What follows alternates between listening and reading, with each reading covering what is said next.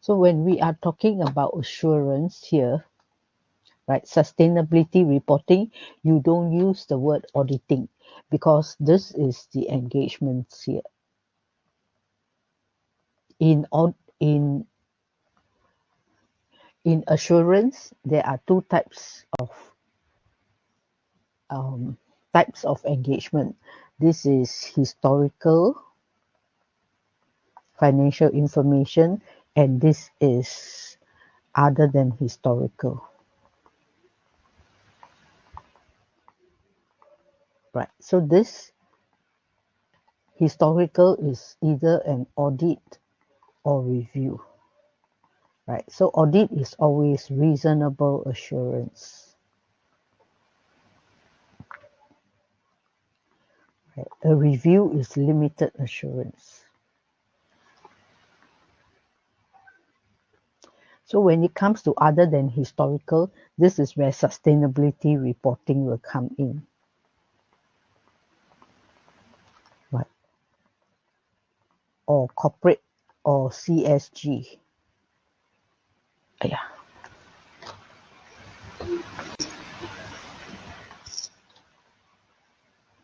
Or we call it corporate reporting. We call it. You can call it projections. Right. This can call performance audit. Right. So these you can either give reasonable assurance or limited assurance. Right. So that is the reason why we call this an assurance. Right. Because remember, this is assurance. So audit is inside here. So audit is part of assurance, and audit we give true and fair view, reasonable assurance. But when it comes to sustainability reporting, you cannot give reasonable assurance because reasonable assurance is at too high a level. So we would normally give limited assurance. Right. So that is where the assurance comes in here. Sustainability. Right. So this you can also have integrated reporting. Now this is a chart where I took from the ICAP paper, because ICAP nowadays, one of the question is on either sustainability reporting, integrated reporting, SDG goals. Then they have modern slavery, whistleblowing, and the Privacy Act. So one of the question under IR, if they cover this area, right, you need to know what is covered in this other than audit. Right? So sustainability reporting is quite popular in the ICAP paper. So in the ICAP paper, they did give us a summary of how all these links in. Now, where is my summary? SFA.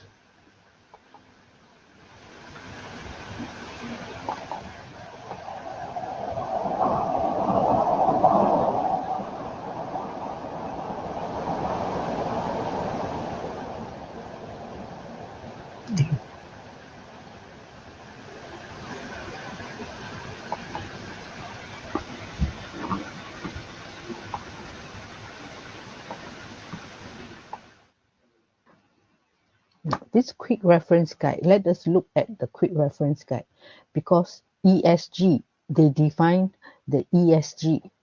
What is ESG? Because ESG is not only for sustainability reporting. You have also ESG for other than sustainability, you also have ESG under integrated reporting, ESG also under SDG.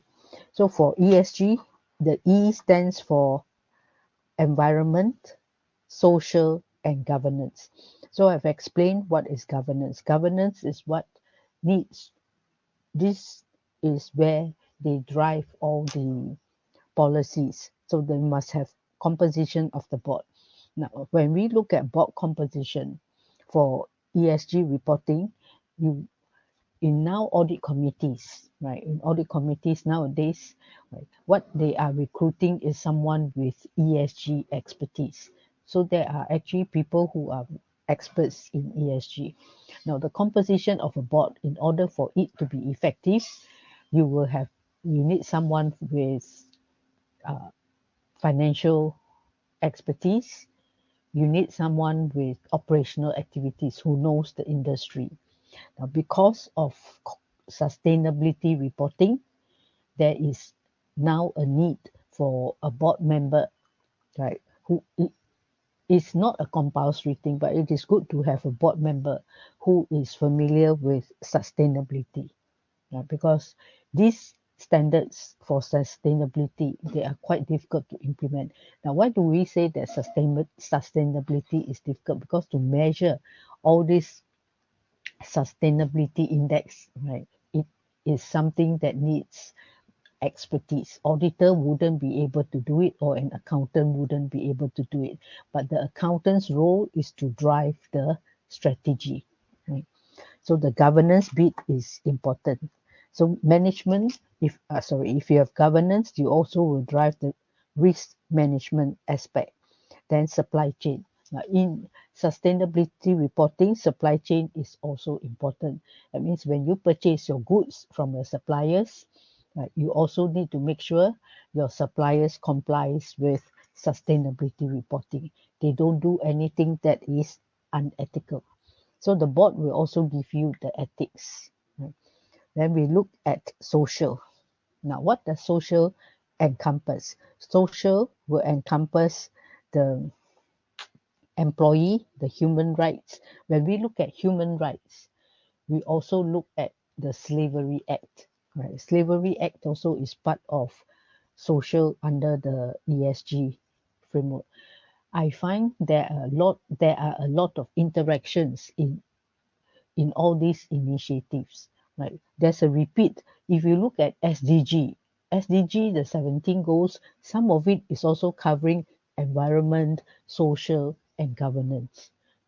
So that is where I find the complication is. There are so many types of ESG reporting that sometimes we also get confused. Right? So now looking at social is the public, human rights, right? The people. Then we have employees. Then you have equity and inclusivity. Then diversity. There will be a section in your study guide which covers ESG, but this is the overview. Right? Then we have employees of ESG, examples of ESG issues, this environment. The most common one is carbon and greenhouse emissions. Greenhouse is the greenhouse gas, CHG. Then you have carbon emission. So the carbon accounting is in your chapter 2, which we just saw, waste management. Right? So how do we manage the waste management? Like in the palm oil industry, you will get your waste, then you can also use them for biodiesel, recycling, then use of natural resources, pollution. So coming out with the EV cars, you will avoid pollution. But what is the ESG risk? Because when you want to power an electric car, you need to have electricity. And when you generate electricity, there will be carbon released into the air. So sometimes that is the risk that will come about when you have sustainability initiatives. So we have these 3 items that you need to look at when we have sustainability reporting.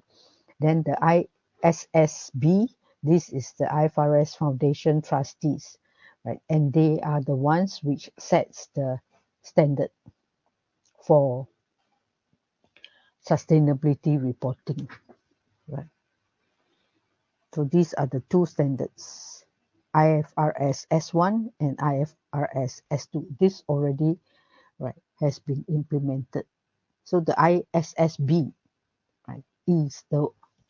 is the body that governs the two sustainability standard.